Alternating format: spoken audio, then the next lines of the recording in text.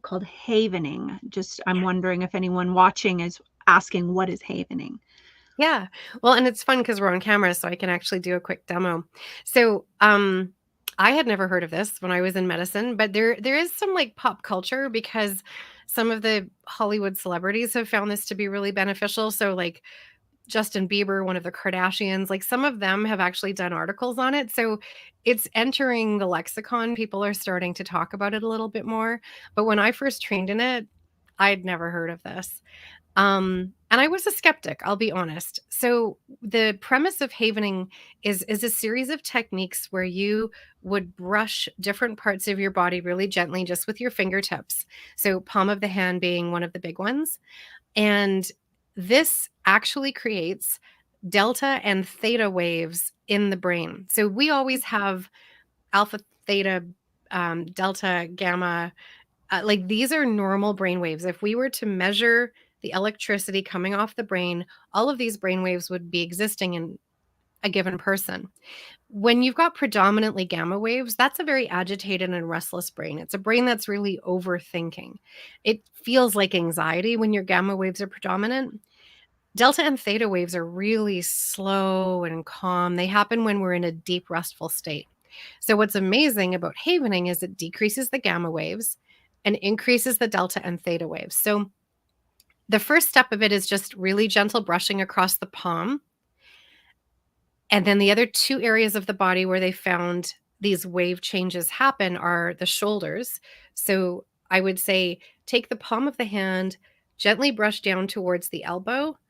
I'll try to get my elbow on the screen and then pick the hand up and then do the same brushing again.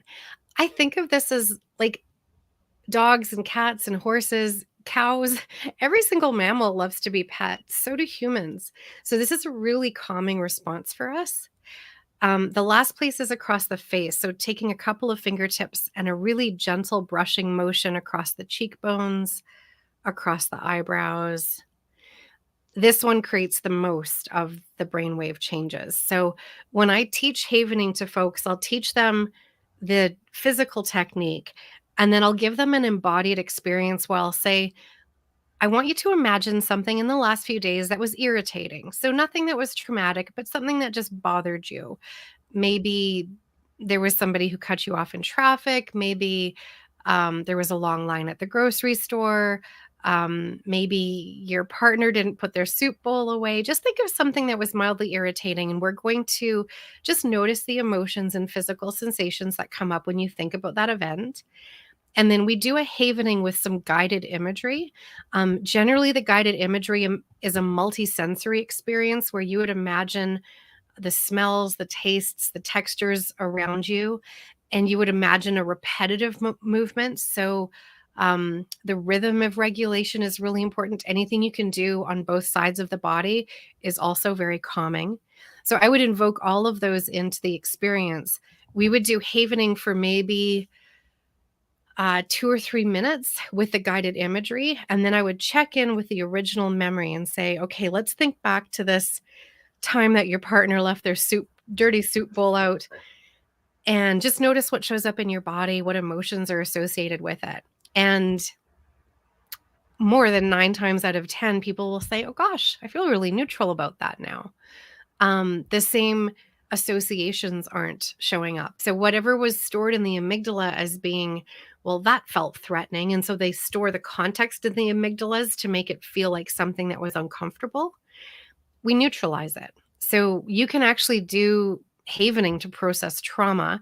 It's not my go-to tool for trauma processing, but it's certainly possible because what you're doing is you're invoking the memory and then you're rewriting the associations to the memory to something calm or neutral.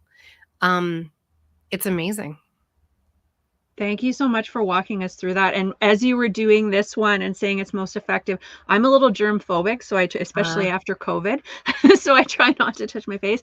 But I was picturing, dogs and cats, that's usually like their favorite place. Yeah. You kind of like just rub them there. They love that. So And I can see how, yeah. we're just extra big mammals. So like a lot of the things that I teach, like tremoring, is something that dogs and horses do too, but I think we've been socially conditioned to not do the things that our body innately knows. So a lot of the exercises in my book are, what does our body already know how to do that we've been socially conditioned to ignore? Or what are the ancient ways that have been brought into modern times? So something like tapping would be one of those. So there's so many skills that are really easy for us to learn that we can better manage the traumatic responses that we have. Because like when humans were evolving, we were a lot more like, the mammals that we co-evolved with. And our biggest dangers were things like predators trying to eat us or natural disasters we had to run away from. But these responses that we still have in our nervous systems don't really work in modern times. Like we can't generally run away from our problems, but our nervous system still tells us that's what we're supposed to do. So we have these kind of archaic reflex responses to trauma. And the more that we bring that into conscious awareness, and the more that we learn the skills to shift our nervous system, the more that we feel we have agency and control over the mind body system. And that's ultimately the goal. It's not to never be mad again or never be scared. That's the human journey. We all feel every emotion. The goal is to feel like it doesn't get overwhelming or it doesn't flip you into a freeze because it's so overwhelming.